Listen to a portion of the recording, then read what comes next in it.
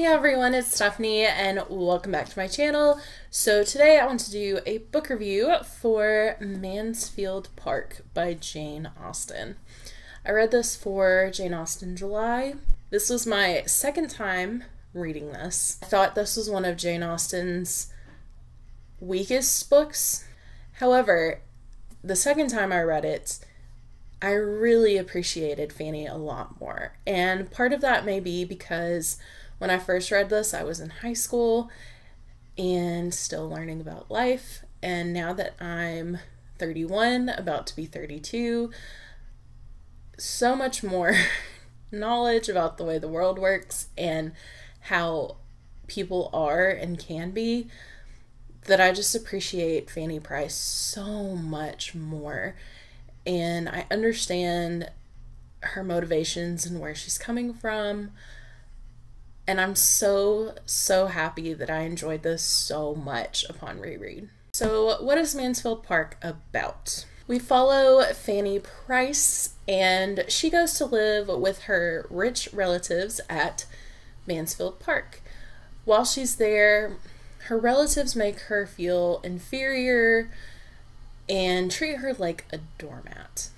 She does befriend Edmund Bertram, her cousin, and they develop a nice friendship, but the rest of her rich relatives just criticize her and are always picking at her. The Crawfords then arrive as neighbors, and they are very rich, and Henry Crawford is considered to be quite a catch. Two of Fanny's relatives, Maria and Julia, are kind of shallow, and they are both vying for the attention of Henry in order to marry him and marry well.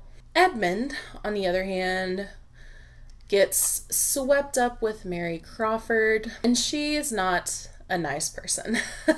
Fanny is really the only one who's not swept under their spell and sees their true characters. A lot happens in this book.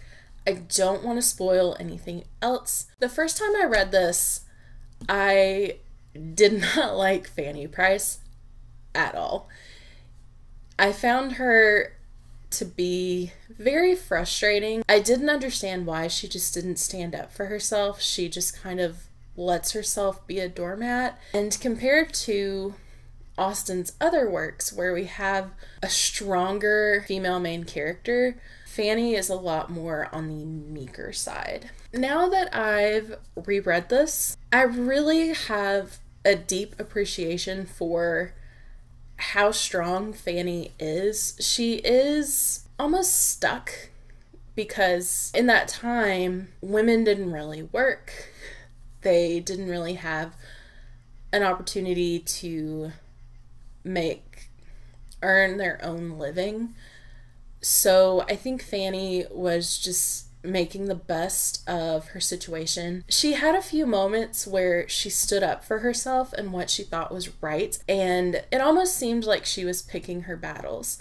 And the moments that she chose to go to battle were so impactful and poignant. One of my favorite quotes from this book that I think really speaks to Fanny's character, she says, "I was quiet, but I was not blind." Jane Austen's writing in this is so lovely. Even though this is a longer book, it didn't feel like it dragged at any point because there was just so much plot and character development going on that it just kept me hooked until the very end. As always, Austen uses her characters and their situations as a way to provide commentary on society and how women are treated. This is probably one of her more serious novels. There aren't as many funny moments, or at least just blatantly funny moments, as in novels like Pride and Prejudice with Mrs. Bennet, or Emma and all her antics. Another thing I love about Fanny is her relationship with her brother Will. He is in the Navy, so they don't get to see each other that often, but they're so close and they have such a great bond, and it made me so happy to see that in this book. I absolutely detested the Crawfords. They're horrible people, and I feel like when you read about them, you either know someone or know of someone that has the same characteristics that are completely abhorrent, and they just infuriate me. Edmund Bertram. Oh, Ed. I was frustrated with him for the majority of this book. He's very swept up in Mary, who is a horrible person, and just kind of completely leaves Fanny by the wayside. And then it takes something happening to make him realize what a treasure he really has in Fanny. And I really needed him to realize this a lot sooner.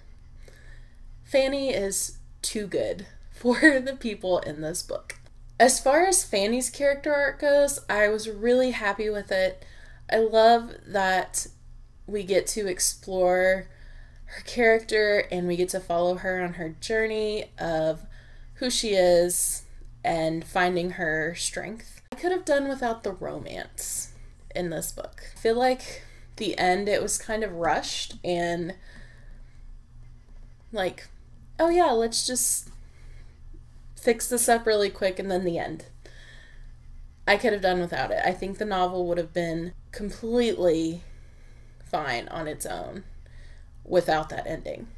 However, I really did love this book. So overall, I gave this one 4.5 stars, which I don't remember what I rated it before, but it was probably more in the 3-star range for me before. So I'm so satisfied with this book and how much I loved it and appreciated it upon reread. And I feel like when I reread it again, I'm going to get even more out of it. So one thing you need to do, even if you don't read the book, you need to go watch For Mansfield with Love. I watched this with a lovely group of friends over the course of about 6 weeks, and I loved it so much. It's a modern adaptation of Mansfield Park. Each episode is only 5 to 10 minutes long, so it's easy to just watch in short bursts. I thought it was so well done and I was so invested in it. They did Jane Austen justice.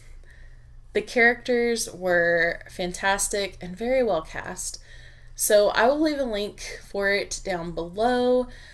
There's, I think, 116 or 117 episodes. So it is a little bit of a time commitment, but it's so worth it. It's so good. So have you read this book? If so, please let me know. And if you've read other Austens, how does this one compare to the other Austens that you've read? If you just want to let me know you're here, but you don't have anything to add, drop a flower emoji down below. As always, if you liked this video, make sure to give it a thumbs up and click the subscribe button down below. Thank you so much for watching, and I will see you guys next time. Bye.